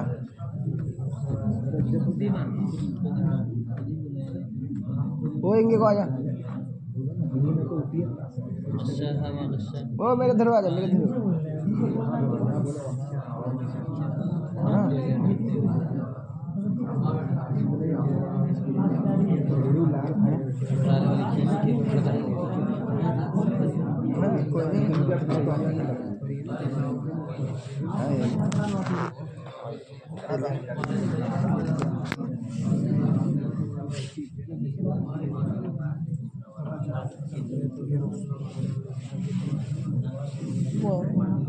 देखिए तक़ूल सौदा, सौदा रज़ियल्लाहु अन्हा कहती है वल्लाहि उती को लिखा हुआ है, ठीक है, जब मैं वहाँ पर लाई गई, यानी मैं वहीं पर थी. फ़क़ीला हाउलाई उसारा, तो कहा गया ये उसारा है, यानी बदर के कैदी है. क़द उतिया बिही, इनको लाया गया है. फ़रजअतु इला बैती, तो मैं अपने घर आ गई. व रसूलुल्लाह सल्लल्लाहु अलैहि वसल्लम फीही, और हुज़ूर भी घर में ही तशरीफ़ फरमाते. वइदा अबू यज़ीद सहल बिन अम्र फी नाहियतिल हुजरती, और तो मैंने देखा कि अबू यजीद जो सहल बिन अम्र है, सहल है या सुहैल है? सही है. बदर में तो कल होकर आया. वइदा अबू यजीद सहल बिन अम्र फी नाहियतिल हुजरती, वो कमरे के किनारे में थे. मजमुअतुन यदाहु इला उनुक़िही, और उनके दोनों हाथ जमा थे, यानी बंधे हुए थे इससे गर्दन से, बिहब्लिन, एक रस्सी के जरिए. قال अबू दाऊद फरमाते हैं वहुमा कतला अबा जहल इब्न हिशाम, इन्हीं दोनों ने अबू जहल इब्न हिशाम को कत्ल किया था. वकाना इंतदबा लहू, और ये इन लोगों ने, ये लोग उन्हीं के, असल में ये दोनों उन्हीं के चक्कर में थे. ये तर्जुमा हुआ इसका, किसके चक्कर में? अब्दुल्लाह इब्न मसूद को कत्ल करने के चक्कर में. अबू जहल को, चलिए, वलन यारिफा हु, लेकिन ये लोग पहचानते नहीं थे, ठीक है. वक़ुतिला यौम बदर, और उसको कत्ल किया गया. किसको? अबू जहल को, न कि इब्न मसूद को. हदीस शरीफ का तर्जमा कीजिए. कातिलीन अबू जहल में हज़रत अब्दुल्लाह इब्न मसूद रज़ियल्लाहु अन्हु का भी नाम आता है, जैसा कि आगे अब्दुल्लाह इब्न मसूद रज़ियल्लाहु ताला अन्हु का कौल मशहूर है. नफ़लनी रसूलुल्लाह सल्लल्लाहु अलैहि वसल्लम यौम बदरिन सैफ़ अबी जहल. इसके बाद रावी कहते हैं काना कतलहु, तो इब्न मसूद रज़ियल्लाहु अन्हु को अबू जहल का कातिल किस लिहाज से कहा, जबकि कातिलीन अबू जहल के साथ वो नहीं थे. अरे आपको पूरा वाक़या मालूम नहीं है. असल में इन लोगों ने गिराया मिलाया था, काम वाम तो बहुत कुछ कर दिया था, लेकिन सर नहीं काटी थी, ठीक है. और सर को काटने के लिए हज़रत बाज़ाब्ता तौर पर तशरीफ़ लाए थे. कौन? حضرت عبداللہ بن مسعود رضی اللہ عنہ۔ سوال نمبر 2، سلب اور کیا نفل اور فے اور غنیمت اور سہم صفی کی تعریف کیجیے۔ سب کچھ تو آ گیا نا؟ دیکھو ممتحن میں چپ ہو جا تو، چلو چھوڑ دے تو، چلو پرے ہو جا تو، بھائی پرچے بہت ہیں۔ ہاں تو بعد میں آیا، ارے بعد میں آ کے بتا رہا، ہاں تو بھی آیا بعد میں، یہ بعد میں دینا، بعد میں آنے والے ہیں، پرچے بہت ہیں، مسئلہ یہ ہے۔ سلب کسے کہتے ہیں بھائی؟ قاتل کا مال جو مقتول کا مال جو قاتل کو دیا جاتا ہے انعام کے طور پر، اس کا سارا کا سارا اس کو سلب کہا جاتا ہے۔ اور نفل جو زائد حصہ غنیمت کے علاوہ، غنیمت میں جو حصہ ہوتا ہے اس کے علاوہ زائد حصہ دیا جاتا ہے انعام کے طور پر، بغیر لڑائی وڑائی کے حاصل ہو جائے، ہاں اس کے بغیر حاصل ہو جائے، چلیے۔ اور کیا ہے؟ غنیمت، اس کے ذریعے حاصل ہو۔ اور سہم صفی میں نے بتا دیا کہ سہم صفی جو قبل قسمت الغنیمہ اپنے لیے امام منتخب کر لیتا ہے اور یہ حضور کے ساتھ تھا۔ نیز بتلائیے کہ نبی کریم صلی اللہ علیہ وسلم کے لیے غنیمت میں کتنے سہام ہوتے تھے؟ بتا تو دیا، 3 ہوتے تھے۔ یہ اصل میں پہلے پرچے میں رہا نہیں ہوگا تو کتنے سہام ہوتے تھے؟ 3، سام القسامی عادل غانمین اور ایک سام صفی اور ایک خمس الخمس۔ اور سام صفی میں، سام صفی آپ کے لیے ہر غزوے میں ہوتا تھا یا صرف اسی میں جس میں آپ صلی اللہ علیہ وسلم کی شدت ہوتی تھی؟ میں نے بتا دیا کہ دیکھیے ایک تو ہے سام صفی اور ایک ہے سام القسامی عادل غانمین، ٹھیک ہے؟ تو سام صفی تو شرکت والی جنگ میں ملتا تھا اور سام القسامی عادل غانمین سب میں ملتا تھا۔ ہاں حضرت گنگوئی رحمۃ اللہ علیہ کا اس سلسلے میں اختلاف ہے، آپ کا تو یہی قول ہے، ٹھیک ہے؟ کیونکہ حضرت گنگوئی رحمۃ اللہ علیہ نے اس سلسلے میں اختلاف کیا ہے کہ سام صفی ہر جنگ میں ملتا تھا، انہوں نے لکھا ہے۔ چلو بہت اچھا، تم لکھ دینا الگ سے، وہ اپنا لکھ دے گا الگ سے، ہم لوگ تو دو لکھ دیں گے۔ چلو دیکھیے اور سام صفی آپ ہو گیا، چلیے آگے۔ وہ اگلی روایت وہی جو آ چکی ہے بھائی۔ چلو چلو چلو چلو اس کو نہیں پڑھنا۔ صلی اللہ علیہ وسلم من بني سليم يقال له معاذ بن يزيد۔ کیا سلیم ہے کیا؟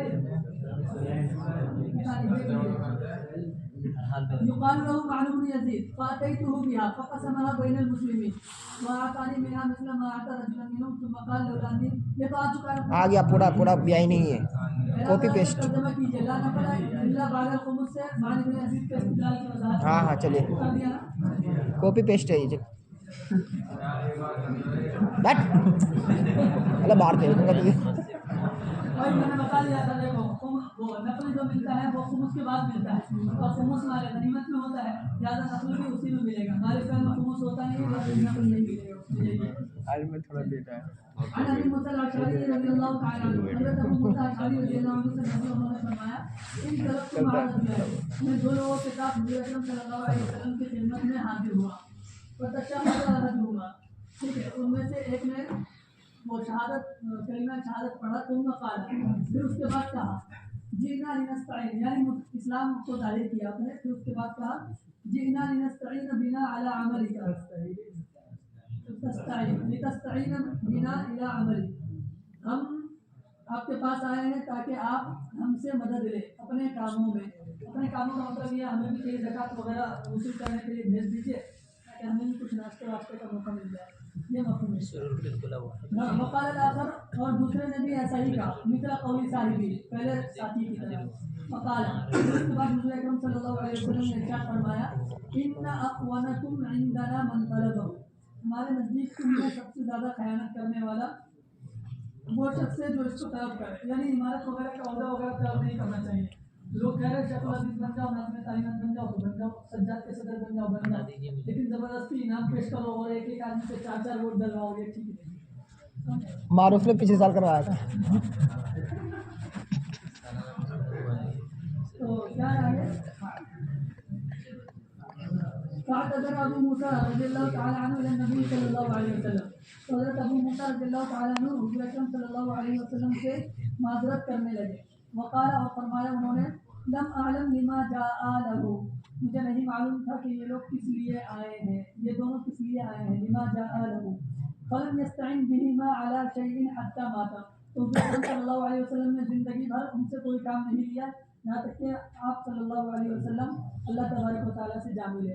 اعراب لگا کر حدیث شریف کا ترجمہ کیجیے اور تشریح کرتے ہوئے بتلائیے حضرت ابو موسیٰ رضی اللہ عنہ نے آپ صلی اللہ علیہ وسلم سے معذرت کی. میں نے سب کچھ بتا دیا. دیکھیے عہدے کا طالب نہیں ہونا چاہیے, اگر مل جائے تو چھوڑنا بھی نہیں چاہیے, ٹھیک ہے. اور یہ دونوں آئے اور اپنے اسلام کو ظاہر کرنے کے بعد ان لوگوں نے کیا کیا, سب سے پہلے عہدے کا مطالبہ کیا کہ آپ ان سے کسی چیز میں خدمت وغیرہ لینا چاہیں تو آپ لے سکتے ہیں, ٹھیک ہے. تو حضور اکرم صلی اللہ علیہ وسلم کو اس پر ناراضگی ہوئی. اصل میں جو آدمی عہدے وغیرہ کا طالب ہوتا ہے وہ آدمی اس کام کو صحیح طریقے پر انجام نہیں دے پاتا ہے. حدیث شریف میں آتا ہے کہ اگر تمہیں کوئی عہدہ دے دیا جائے, کیا کہتے ہیں, تم پہلے کسی سے عہدے کا مطالبہ مت کرو. کیوں؟ اس لیے کہ اگر تم عہدے کا مطالبہ کرو گے اور اشراف نفس کے ساتھ وہ عہدہ تمہیں مل جائے گا تو پھر تم اپنے سپرد کر دیے جاؤ گے, یعنی اللہ اس میں اور اس کی ذمہ داریوں میں تمہاری مدد نہیں کرے گا. سیاست کے ذریعے اگر مرتبی بن جاؤ گے مثال کے طور پر نہیں, ترجمان بن جاؤ گے, درسگاہ کا ترجمان بننا. حفیظ علیم کا تھا. تو آگے بات سمجھ میں. ہاں لیکن وہی حدیث میں یہ بھی آیا ہے, لیکن اگر لوگ زبردستی تمہیں کوئی روزہ سونپ دے تو پھر تمہاری مدد کی جائے گی. چنانچہ خلفائے راشدین کے ساتھ یہی ہوا. حضرت ابو بکر رضی اللہ تعالیٰ عنہ کی جب خلیفہ بنے تو انہوں نے بیعت کے لیے حضرت عمر کو منتخب کیا تھا, لیکن حضرت ابو بکر رضی اللہ تعالیٰ عنہ کے ہاتھ پر پہلے انہوں نے بیعت کر دی. پھر اس کے بعد ایسے ہی حضرت عمر رضی اللہ عنہ کو تو وہ نامزد کر کے چلے گئے تھے. حضرت عثمان کے زمانے میں ایسا ہی ہوا. آخر میں حضرت عبدالرحمن بن عوف اور حضرت عثمان بچ گئے تھے, یہ دونوں اپنے شورا میں, اور ان دونوں میں حضرت عبدالرحمن بن عوف کو فیصلہ سپرد کر دیا گیا کہ آپ جس کو چاہے بنا سکتے ہیں. تو پھر انہوں نے حضرت عثمان رضی اللہ عنہ کو بنایا. ایسا ہی ہوا. اسلامی تاریخ کو دیکھنے سے ایسا ملتا ہے. بنو امیہ کی تاریخ میں نہیں ملے گا, یہ خلفائے راشدین کے زمانے میں ملے گا. آگے ہوگی بات سمجھ میں. تو وہی بات یہاں پر پیش آئی ہے. تو حضور نے فرمایا تم میں سب سے زیادہ خائن وہ ہے جو اس کا مطالبہ کرتا ہے, کیونکہ پھر وہ صحیح سے اس کو انجام نہیں دے سکے گا.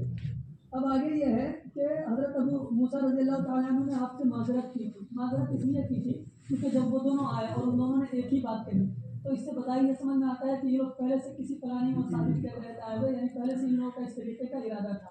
اور حضرت ابو موسیٰ اشعری رضی اللہ تعالیٰ عنہ بھی ساتھ میں تھے, تو ظاہر سی بات ہے وہ بھی اس دائرے میں شریک ہو سکتے تھے. یعنی سامنے والے کو ایسا لگ سکتا تھا نا کہ یہ بھی شاید کہ اس میں شریک ہو, تو انہوں نے معذرت کر لی کہ میں ان کے ساتھ تو آیا تھا لیکن میرا مقصد وہ نہیں تھا, مجھے معلوم ہی نہیں تھا یہ لوگ کس مقصد سے آئے تھے. آگے ہوگی بات سمجھیں. عن المغیرہ بن شعبہ رضی اللہ عنہ, حضرت مغیرہ بن شعبہ رضی اللہ عنہ سے مروی ہے ان امرأتین کانتا تحت رجل من حذیل, کہ دو سوتنیں ایک حذیلی شخص کے نکاح میں تھی. فضربت احداہما الاخری بعمود, اور ایک نے دوسرے کو مار دیا کسی لاٹھی واٹھی سے. بہت سے ترجمے کیے گئے, اس کا ایک ترجمہ بیلن بھی کیا گیا کیونکہ عورتوں کی اوقات ہی وہی ہوتی ہے. پھر اس کے بعد کیا ہے, اصل میں اس کی شادی ہو گئی نا, اس لیے بول رہا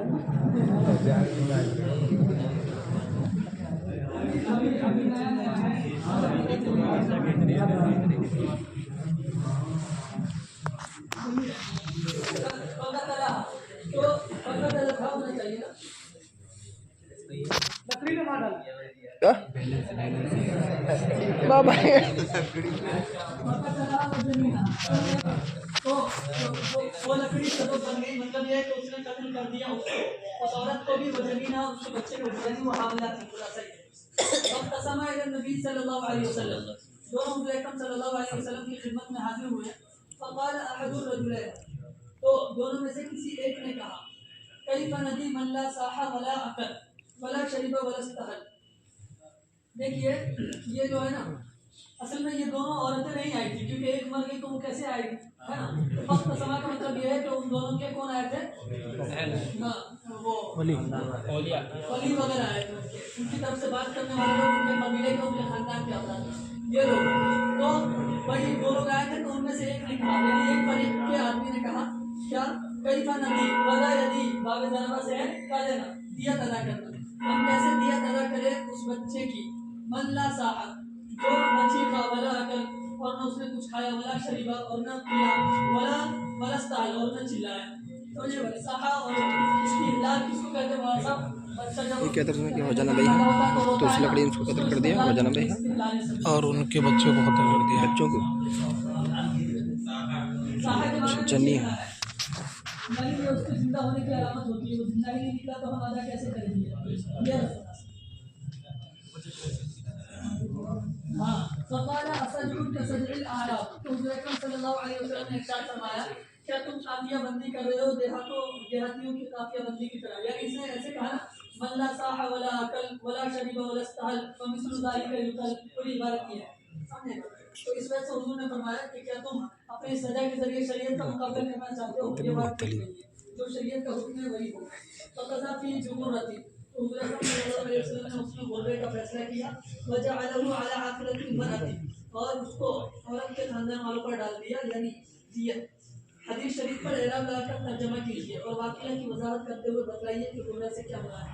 یا یہ مجرم شخص کے تحت یہ دو عورتیں تھیں اور ان دونوں عورتوں میں کسی بات میں ناگواری کی بنیاد پر لڑائی ہو گئی. یہ تو ہونا ہی تھا ایک نئی دن چل کر کے ٹھیک ہے. لیکن معاملہ آگے تک پہنچ گیا. لیکن بیگم سے مارا لیکن وہ تھوڑی موٹی رہی ہوگی اور دوسری رہی ہوگی وہ میری طرح بیچاری وہ مر گئی اور پھر اس کے بعد کیا کہتے ہیں اس کا بچہ بھی مر گیا. تو دونوں کے اولیاء پھر اس کے بعد حضور اکرم صلی اللہ علیہ وسلم کی خدمت میں آئے اور دونوں نے آ کر کے اپنی اپنی باتیں پیش کی. تو پہلے والے وہ جو قافلہ تھی اس کے لوگوں میں سے ایک آدمی نے کہا اس طریقے کی بات کی. حضور صلی اللہ علیہ وسلم نے فرمایا کہ شریف چیز کا مقابلہ قافیہ بندی وغیرہ سے نہیں کیا جا سکتا. جو شریعت کا حکم ہے وہی لاگو ہوگا. فقضى في بغرة اور حضور صلی اللہ علیہ وسلم نے غرے کا فیصلہ کیا. غرہ کسے کہتے ہیں مولانا صاحب؟ غلام کو کہتے ہیں چاہے وہ غلام مذکر ہو یا مؤنث ہو مادہ ہو یا باطنی. اور دوسری بات دیت کا فیصلہ کیا کس پر؟ عورت کے خاندان میں. کیا بچہ ہی بنا عورت بھی مری نہیں وہ غرہ جو ہے وہ بچے کی طرف سے بچے پہ اگر کسی کے جنین کو عورت کی طرف سے دیت تو ہے فقط وہ وجعله على عاقلة المرأة. دیت کا فیصلہ کیا کس کے اوپر؟ اس عورت یعنی اس قاتلہ عورت کے خاندان والوں پر دیت کا فیصلہ کیا. تو وہ وہی تو کہنا چاہ رہا تھا پہلے والا کہ ہم ایسے آدمی ایسے بچے کی کیسے دیت ادا کریں. حدیث شریف پر اعراب لگا کر ترجمہ کیجیے. غرہ اسی کو کہتے بتا تو کون دے گا عورت کے خاندان والے دونوں کس کا بدل ہے اور کون دے گا. دیت خاندان والے غرہ کون دے گا. غرہ عورت کیونکہ وہ اس کا کفارہ ہے. سمجھ آئے نا. اچھا میرے کو کام ہوتی ہے. تو اب کیا کرنا ہے؟ یہ تو ہو گیا. اور یہ پرچے وہ وقت سامان زمین کا وجہ میں نے بتا دیا. وہ دونوں عورتیں جو ہے ان دونوں کے اولیاء مراد ہیں یہاں پر. آگے ان کا ہے نا اگرچہ ان کا پیچھے ذکر نہیں ہے لیکن ان دونوں عورتوں کا تذکرہ ہے. میں نے ترجمے کے دوران اس لیے اس کی تشریح میں ایک بات رہ گئی. قرآن میں بھی یوسف کھول دو حفیظ عالم بول رہے ہیں عہدہ طلب کر رہے ہیں. حدیث میں منع ہے تو کیا ہے؟ اب اس کا جواب دیا نا ہمارے کہ اگر کسی آدمی کو اس بات کا یقین ہو کہ میرے علاوہ کوئی اور اس بات کا اہل نہیں ہے یا اگر میں اس عہدے کو نہیں سنبھالوں گا تو یہ نظام غلط ہو جائے گا. تو ایسی صورت میں وہ اپنے آپ کو امانت داری کے ساتھ اشراف نفس نہ ہو پیش کر سکتے ہیں. اور کہاں پرچے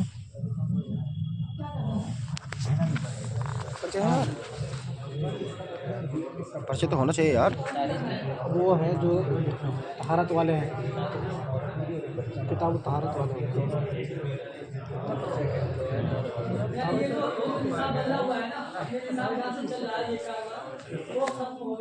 او بھائی اب کیا ہوگا. نکالو